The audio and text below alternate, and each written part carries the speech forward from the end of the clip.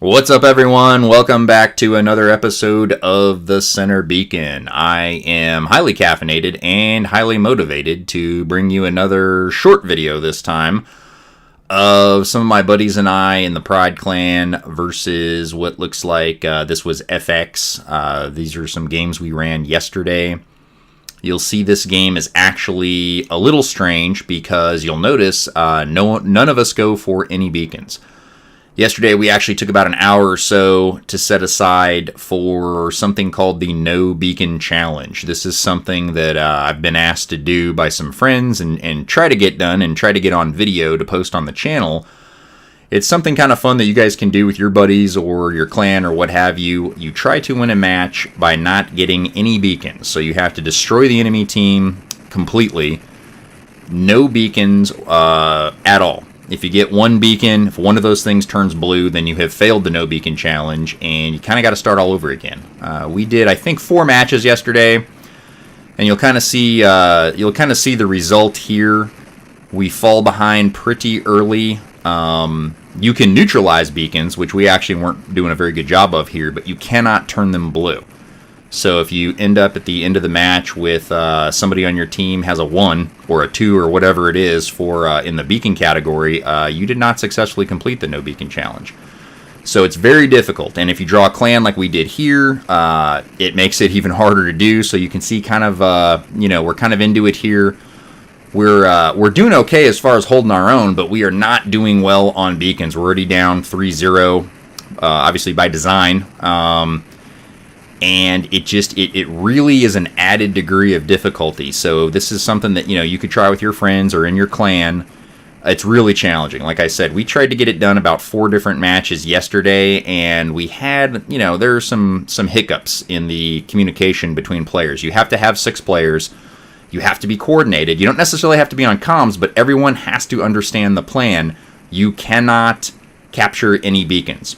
And you can see right there, the C beacon almost went. Somebody ran by it, started to turn it blue, and then they backed off, and we're like, whoa, wait a second, that's going to end this whole thing. We've already been at this for a couple of minutes.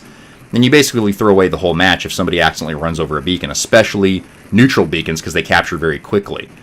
So we coordinated this. We had some issues with getting everybody in the right gear, basically, the right robots, the right levels, so we're all kind of around the same level. This is not something you're going to probably see in gold. That would be an ultimately difficult challenge, incredibly difficult in gold.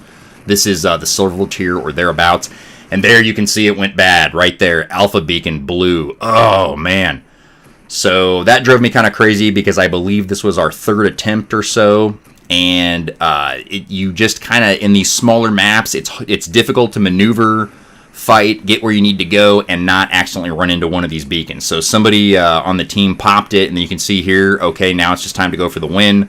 So I'll go ahead and take the Charlie beacon, run through and grab the center beacon, because now basically you're way behind on time, and we sure as heck don't want to lose. So now we've got to win. So now it actually made this match really challenging, because we dug a big hole, we almost had what we needed to do, and we made a simple mistake, and now it's time to get serious and win the match, because you don't want to take a loss, especially with them tracking all your profile statistics now.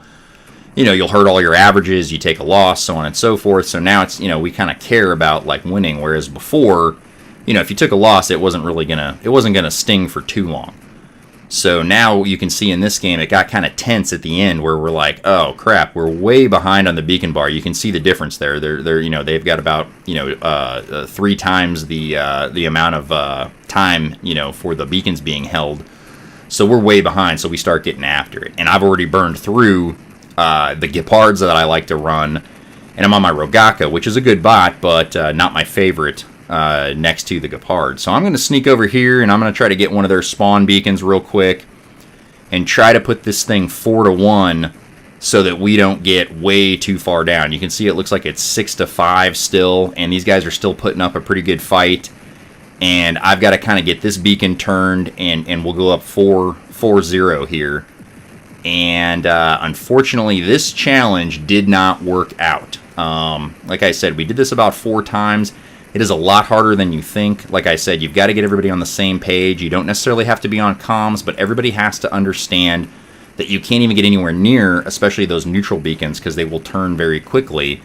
And we had issues with guys not in the right gear, basically wrong levels, pulling us up to gold, which we had a couple of funny matches where, you know, a bunch of us in light bots all of a sudden get pulled into gold, and it was didn't go well, suffice to say. So that's it for this video. Just wanted to show you that real quick. Good job to good game to FX there. That was a pretty challenging match, and hopefully maybe later tonight or tomorrow we are going to run the no beacon challenge again, and I hope to bring you a successful run on that. So thanks for watching this video. Thanks for subscribing and liking. I will see you next time at the Center Beacon.